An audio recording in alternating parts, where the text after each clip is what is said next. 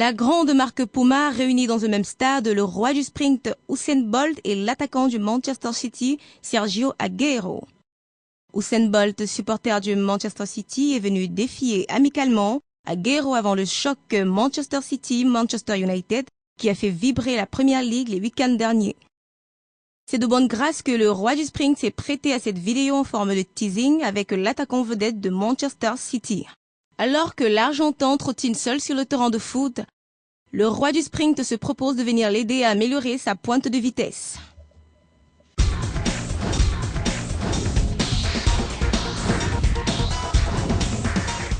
Du côté de l'Afrique du Sud, zoom sur le plus spectaculaire des buts de la saison 2013.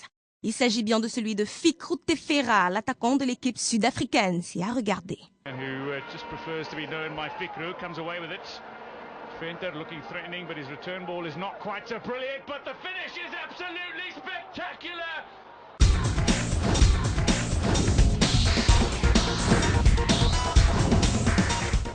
Federer, Nadal, Maria Sharapova et Serena Williams tous ensemble. L'on peut bien s'interroger sur les raisons de cette petite réunion. Évidemment, il s'agit bien de la marque Nike. Il y a quelques mois, la marque à la virgule a réuni ses cartes sportives pour une démonstration plutôt pas mal. Federer et Williams contre Sharapova et Nadal, le public présent a été servi. Et c'est avec la beauté des effets de lumière que le spectacle a été consommé.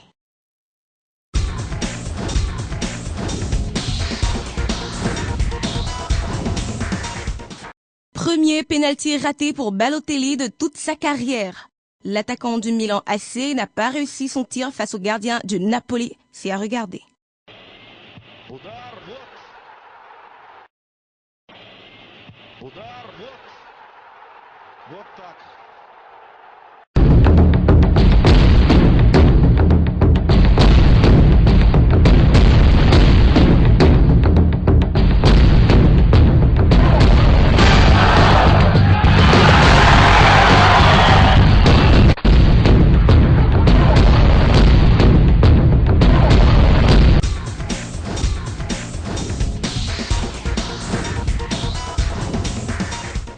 Second dérapage pour Karim Benzema. Après l'affaire Zaria, la prostituée mineure avec qui il avait eu une relation, Karim Benzema a encore fait un grand buzz cette fois avec une prostituée transsexuelle. D'après le site internet belge Sudinfo, l'attaquant du Real Madrid aurait payé près de 6 000 à 8 000 euros pour 2 nuits de débauche avec celle prénommée Victoria Dorval. La jeune femme âgée de 29 ans aurait affirmé que Benzema savait pour son opération, mais n'était pas du tout dérangé.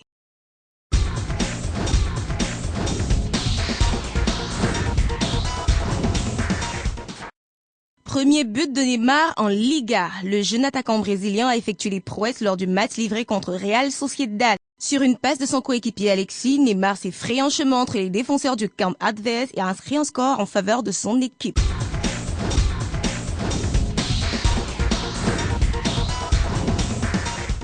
Première victoire pour l'équipe de volley-ball du Cameroun. Les Lions de volley ont battu la Turquie mardi soir au jeu de la solidarité islamique par 3-7-1.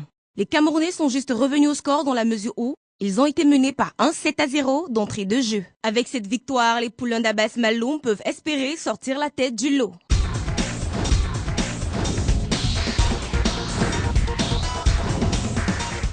Du côté de Sochaux, l'entraîneur Eric Elie présente sa démission. Cité mercredi soir après la défaite de son équipe sur un score d'1-5 pour le Gimcam. Sochaux est actuellement la dernière équipe en Ligue 1 avec 2 points seulement.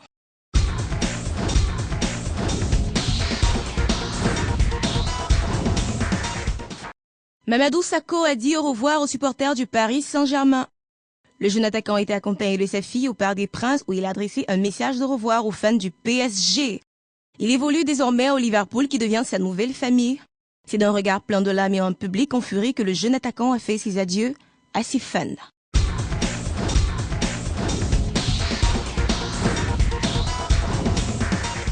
Toujours du côté du Cameroun, Volker Finke a convoqué 25 joueurs pour préparer la rencontre Cameroun-Tunisie qui se jouera à Radès le 13 octobre prochain. Henri Bedimo et Sali Edgar sont les 2 nouveaux appelés. Il s'agit de 2 médians à vocation offensive. Jean-Marie Dongo quitte la liste principale pour la liste d'attente, tandis que Fabrice Olinga effectue le voyage inverse.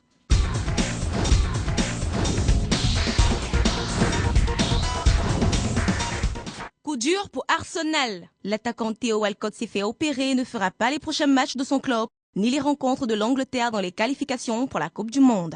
Arsenal devra se passer des services de Theo Walcott, dont l'opération a été un succès, mais selon son attaché de presse, l'attaquant sera absent pendant au moins 5 semaines.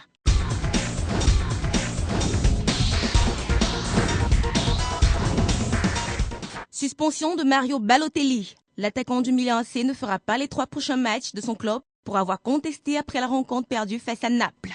L'artificier du AC Milan a profité d'une interview pour faire son mea culpa. Le club lombard, quant à lui, a décidé de ne pas faire appel de sa suspension et aurait même envisagé envoyer son poulain chez un psy.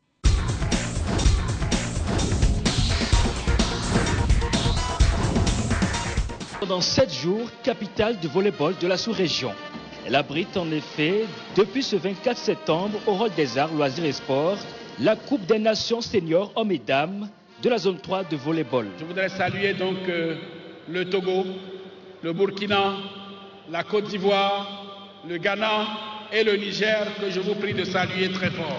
À l'ouverture de ces manifestations, le président de la Fédération béninoise de volleyball, ancien ministre des Sports, a manifesté toute sa reconnaissance par rapport au dynamisme du bureau de la zone 3 et au soutien manifeste de son successeur à la tête du département sportif. Et je voudrais qu'on fasse un banc pour ce bureau qui travaille et travaille très bien. Parce que notre zone est animée et vibre. Je voudrais rappeler aux membres du bureau de la zone que nous devons nous réunir et prendre des décisions pour le développement de notre discipline. Et également du beach volleyball qui prend l'essor que vous savez et qui peut nous permettre de briller beaucoup plus haut. Elle a fait ce qui relève de l'impossible et elle continue de courir pour que notre compétition se passe dans de bonnes conditions. Merci Madame la Ministre.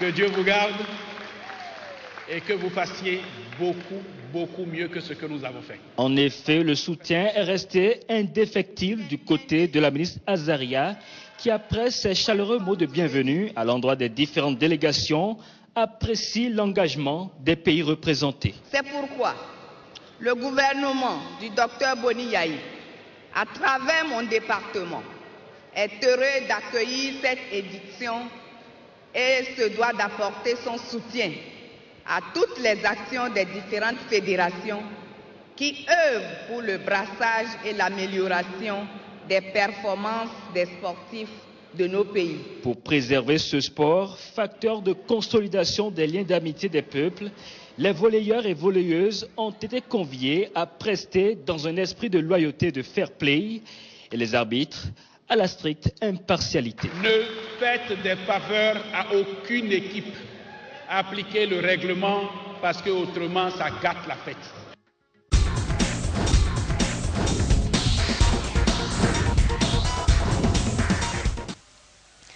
Après un mois et demi de repos bien mérité, Malabo King et Mongomo Basket regagnent l'aire de jeu pour une vaste séance de mise au vert. Comme on dit en football, des vastes séances d'entraînement intensif et accéléré en prélude aux éliminatoires de basketball de la zone 4 de l'Afrique centrale qui aura lieu du 5 au 15 octobre prochain à Kinshasa en République démocratique du Congo. Ce tournoi qui mettra en lice les meilleurs clubs de basket de l'Afrique centrale déterminera les différents représentants de cette région au prochain tournoi des champions d'Afrique de basket en Afrique du Sud. Malabo King et Mongomo Basket, respectivement, champions et vice-champions, ne comptent pas aller en victime expiatoire. Pour cela, les deux plénipotentiaires de la Guinée équatoriale à Kinshasa comptent hisser le drapeau quadricolore national sur la plus haute marche du podium. Et cela passe d'abord sur une bonne préparation physique, tactique et technique en amont. Ces deux clubs équato-guinéens de basket qui comptent afficher une forte impression en pourquoi pas arracher au un des deux tickets de qualification réservés pour l'Afrique centrale.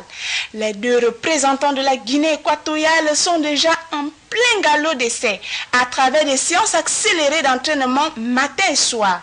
Bien que les principaux acteurs émettent certes réserves et reconnaissent certes que la compétition s'annonce rude.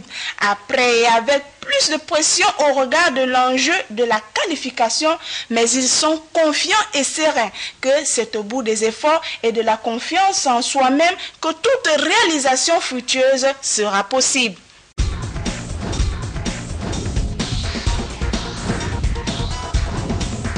« 24 points marqués, c'est loin d'être une exception pour Astou Traoré. La puissance alliée à la maestria sur le parquet, c'est une véritable diva. Mais la meilleure marqueuse du Sénégal jusqu'ici dans le tournoi avec une moyenne de 16 points préfère mettre en avant le collectif. Je pense que meilleure marqueuse, c'est pas l'important. L'important, c'est gagner la victoire.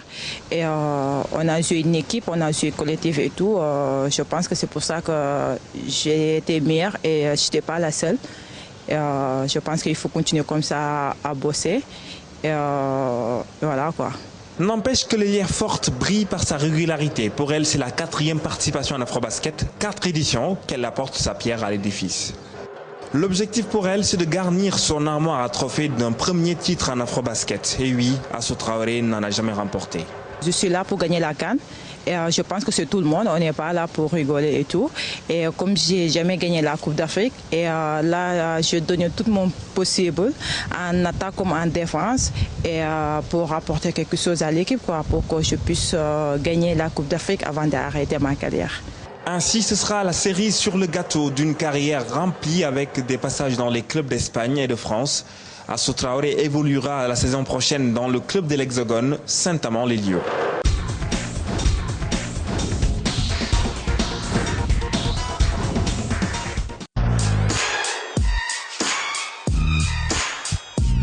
C'est sûr, le public mozambicain ne joue pas petit bras. Contre la Côte d'Ivoire, son soutien a été déterminant. Victoire du pays organisateur 56-41. I guess it was a pretty good match. We know Côte d'Ivoire is a pretty good team. We have basically the same height. We kind of play the same game. It was a tough game and always give us a hard time. Mercredi, les coéquipières de Deolinda font face au Sénégal, une finale avant la lettre pour beaucoup. Contre les Lions, les Mozambicaines joueront sur leur atout premier. Running game. Running game. Yes, and we know Senegal does it too, but I think our running game is better than. Une qualité bien connue du staff sénégalais. Pape Moussa Touré a bien étudié l'adversaire prochain du Sénégal. Se défoncer contre Mozambique veut dire jouer son basket. C'est pas se défoncer physiquement, courir à l'aveugle, mais c'est essayer de donner 100% au point de vue technique, 100% au point de vue tactique, au point de vue organisationnel. Donc c'est ça le plus important. Ce sera surtout un match pour déterminer le premier du groupe A. Occasion pour 2 des favorites du tournoi de marquer leur territoire.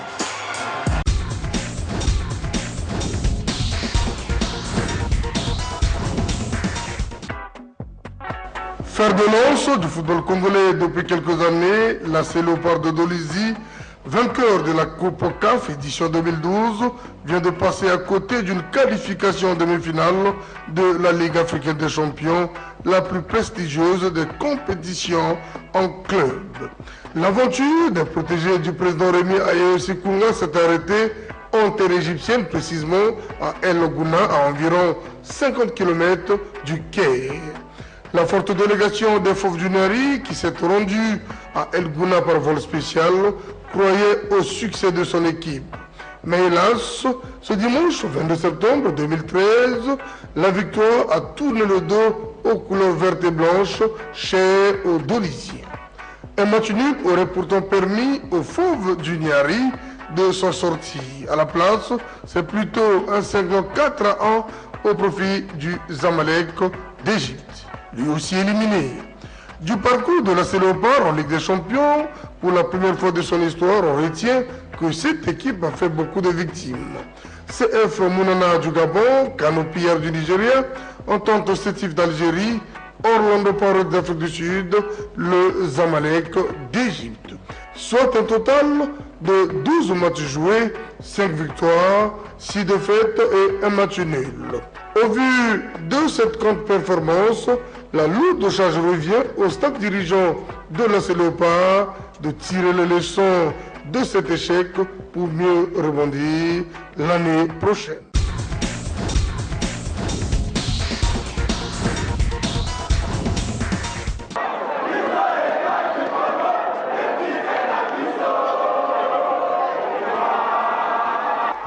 vainqueur, l'hymne des champions, eh bien, l'Étoile est la meilleure équipe de handball masculin cette saison. Les Stelliens viennent de le prouver dans cette finale de la 44e édition du championnat national de handball en battant Patronage de Pointe-Noire 38-31. La victoire stellienne s'est dessinée dès la première partie, lorsqu'ils ont rattrapé les 2 premiers buts encaissés. Les hommes de Russell Samba n'ont laissé aucune chance à leur adversaire. L'écart de 7 buts à la pause, soit 19-12, témoignait bien de la détermination de l'Étoile qui a dominé la rencontre debout tambour pour s'imposer 38-31. Donc sacré champion du Congo 2013. Aussitôt après, Russell Samba pense déjà à l'Afrique. Nous allons commencer à préparer l'Afrique dès la semaine prochaine parce que les poules sont déjà tirées. Si les temps sortent l'argent, nous irons défendre le couleur nationale au Maroc. Chez les dames, la Palme d'Or revient aux intéristes qui ont vaincu Assel au terme de 60 minutes pendant lesquelles les dames d'Assel n'ont pris en aucun instant les commandes de la rencontre. Déjà menées à la pause 17-21, elles ont accusé le coup en s'enfonçant de plus belle au fil de la rencontre. Même le petit espoir né lorsqu'elles ont réduit l'écart 31-32 n'était que de courte durée. Score final 36-34 en faveur de l'Inter, qui accompagnera l'Étoile homme dans quelques jours au Maroc à la Coupe d'Afrique des clubs champions.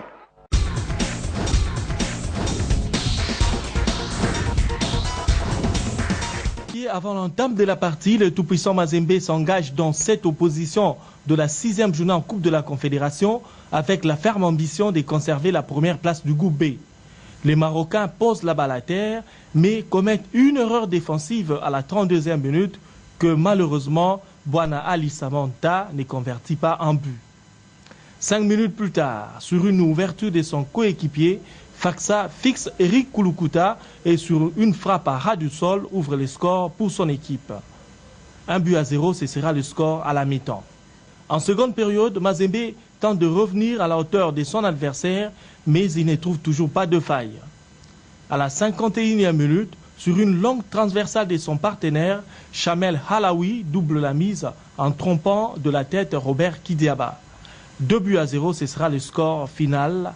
Mazembe conserve tout de même la tête du groupe B, profitant de la défaite de CA Bizarre de la Tunisie en Algérie face à l'Entente Sétif 1-0.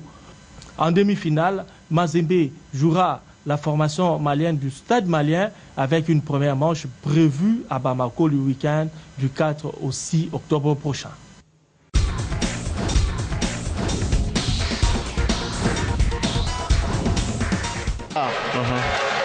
Voilà. Allez, à 3 points. Pas trop de difficultés pour les Lions dans ce premier quart-temps. Les Sénégalaises ne laissent aucune initiative aux Zimbabwéennes. Le Sénégal déroule et remporte ce premier quart-temps par 33-10.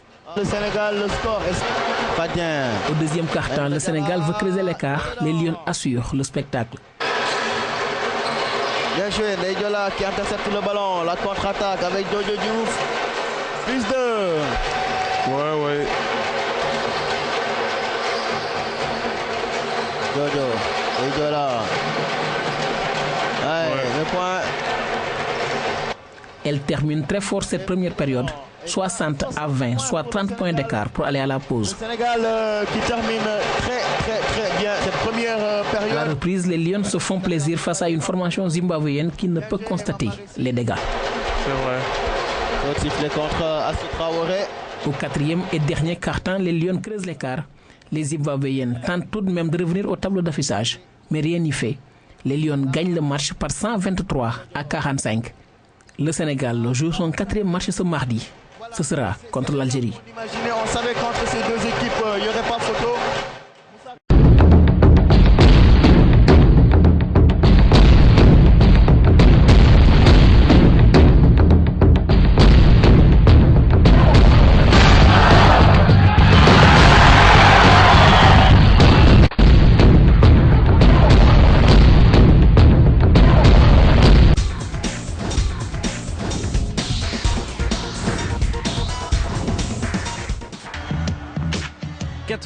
Qu'ils attendaient ça.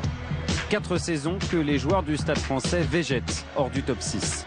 Sortis vainqueurs du choc avec Montpellier hier soir, ils sont ce matin leader du top 14. C'est pas un miracle, c'est pas du hasard.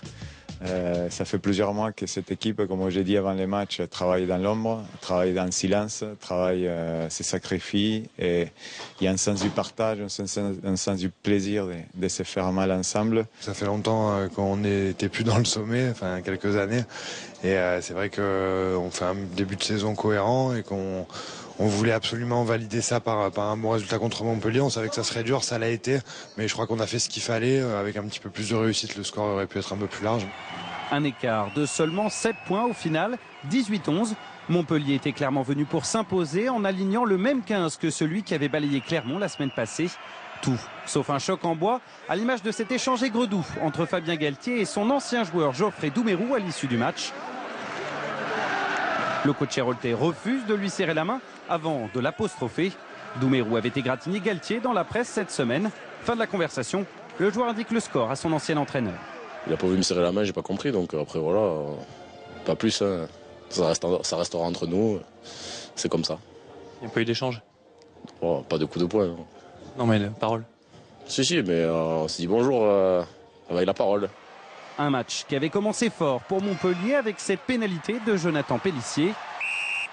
Le pack-stadiste sonne alors la charge, prend l'ascendant sur les avants héroltais et Dupuis égalise. À la demi-heure de jeu, les avants franciliens sont une nouvelle fois à l'honneur. Et Julien Dupuis qui met de la vitesse avec Pascal Papé qui va les défier. Il y avait peut-être du soutien à l'extérieur. Le voilà à l'extérieur, le soutien qui s'est remplacé avec Slimani. À peine revenu du stage avec l'équipe de France, le pilier parisien inscrit son premier essai en top 14. Transformation et 10-3 à la pause. Au retour des vestiaires, la dynamique reste parisienne avec cette fulgurance d'Hugo Bonneval. Il est passé Hugo Bonneval. Les solutions, quelles sont-elles? À l'intérieur, il n'y a personne. Oh, il y a Plisson, c'est super. On est amis depuis longtemps, donc voilà, je suis très content que ce soit lui qui marque ce soir. La bande de copains sera bousculée dans les 20 dernières minutes. Mené 18-6, Montpellier va réduire l'écart. Chandelle de Pélissier, le troisième ligne Toulou est plaqué, se relève et sert son ouvreur François Trinduc. Non transformé, cet essai permet aux Montpelliérains d'arracher le bonus défensif. Ce point de bonus, c'est presque un exploit parce qu'aujourd'hui on a été dominé dans pratiquement tous les secteurs du jeu par Paris. 4e victoire de suite pour le Stade Français en top 14. Une série idéale pour la confiance avant 2 déplacements périlleux à Toulouse et chez le voisin, le Racing Métro.